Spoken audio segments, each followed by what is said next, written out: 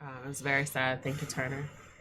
Benjamin said, I'm not trying to minimize the issue. However, we see everything that happens everywhere because of social media. This Mm, wasn't an issue 50 years ago when we still had an absurd percent of the population armed. wow. Yeah, I agree with those who are saying this isn't a gun issue. Like, remember, Yeah. I love this one post that I saw where someone said, back in the day, people used to stone people. Did God get rid of all the rocks? No, you had to change the mindset of the Yeah. people who were Yeah. stoning, Yeah. who or like the person who was being whatever, whoever Yeah. was murdering someone, whatever with whatever weapon they used. People used Yeah. to stone people as a weapon. Yeah. It's the person holding the weapon. The weapon. It's not the weapon itself. Yeah, but how? Even if you have tougher gun laws, which I'm not against that, No. but what about the underground, easy to buy guns? I mean, from where I live in high school, I had opportunities to get a gun. It was that easy. Right in high school, we had people who would have given you a gun for like $100 and $200. So there is that underground market that people can get access to gun if they want to. Even if you say you can't get a permit to own a gun and purchase a gun, there are so many other ways to get it, even though it's illegal. But those people don't care. If they want to get a gun, they can get one. And I agree with those type that with that. Like if you're looking at any kind of illegal transactions taking place, absolutely. They need to Yeah. crack down. They need to figure it out. They need to find out how these children and how these people are getting access to these weapons. And that's where the focus needs to be. Not saying, you know what I mean? You Yeah. gotta, not saying that guns have been around for A long time. for a long time since they were made, and Yeah. and they have their purpose. Yeah. And it's like you showed me, and I know he'll get into it later. There are people now who are legally carrying guns that are actually saving people who are using guns against crowds. There was a woman who Yeah. shot a man who started shooting into a crowd. I'm so glad she had her gun, That's right. unfortunately. And it's not to Yeah. say that I ever want to see anybody die. But if your mind is that debased that that's where you're going, you have to be taken down. Yeah. This is just the law of the land. Unfortunately, I don't believe in killing any individual, but you're not gonna kill. gotta take 'em You're not down. gonna kill my family For no reason. Like, You're for shooting no- into a crowd. no apparent That reason. person who Yeah. has that mind needs to be stopped. That's absolutely. And unfortunately, it The ended in threat death for him. needs to be resisted. So, and so then we're looking at mental health, where there's so many different facets to this thing. Absolutely. You know, a lot of it. Oh, there were some comments. Sorry. Yeah. So there were more comments that I wanted to look into. Go ahead. Yeah, Turner, you speak about I feel you, Misty. I have an 8 and 9-year-old daughter. Yeah. Yeah. The shooter's mom said he has his reasons.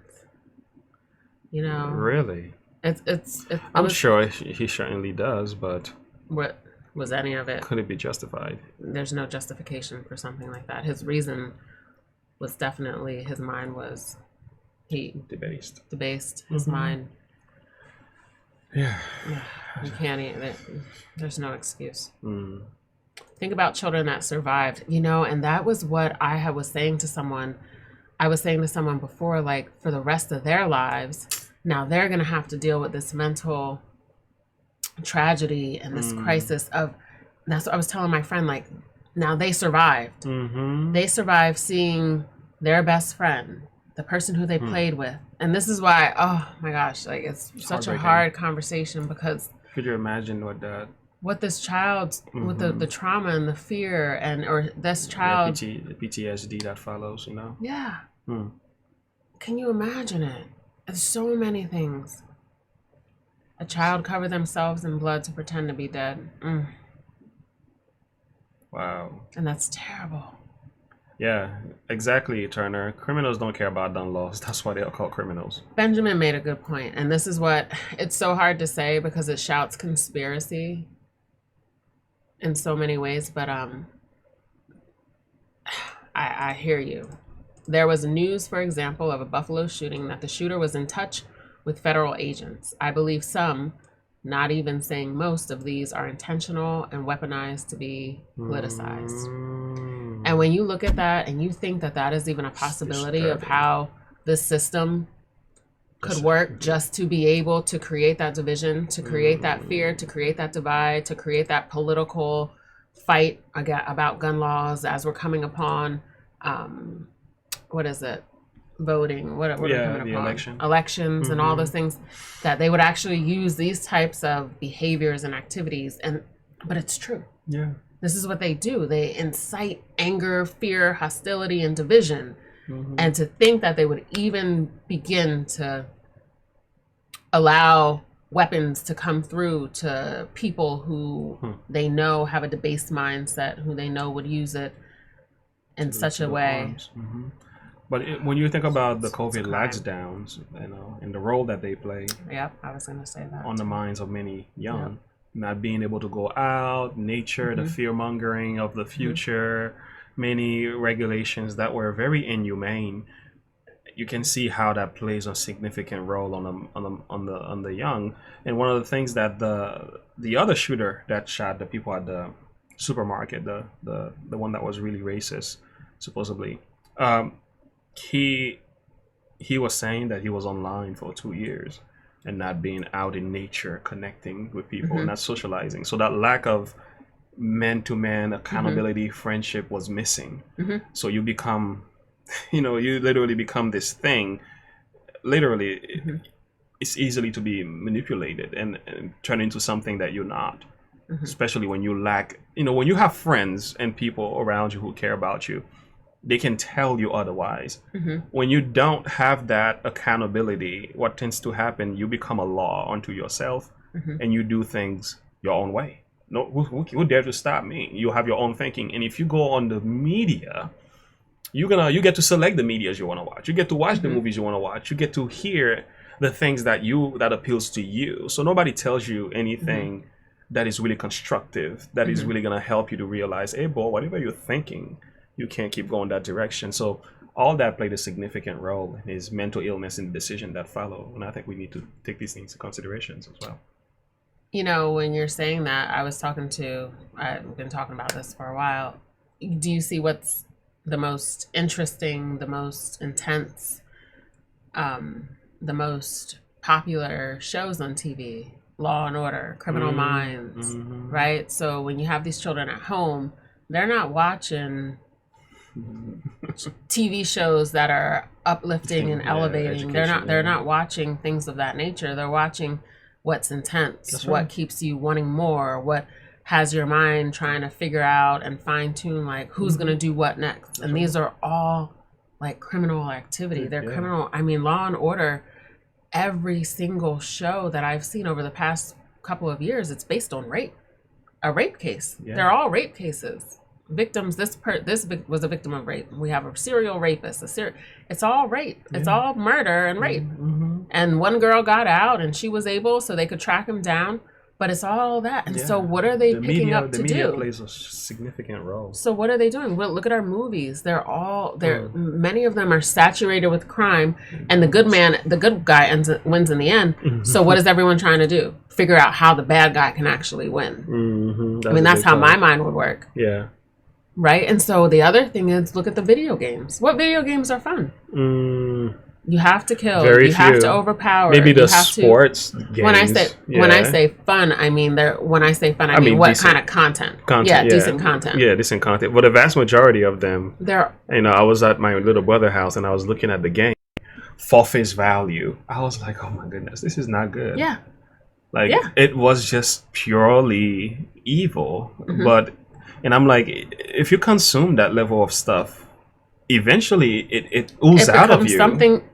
What goes in is what comes out. Yeah. Literally. So it becomes something that these children then, because now they have nothing to do, so they have to find something to do. An idle mind. That's what they say. It's the devil's workshop, right?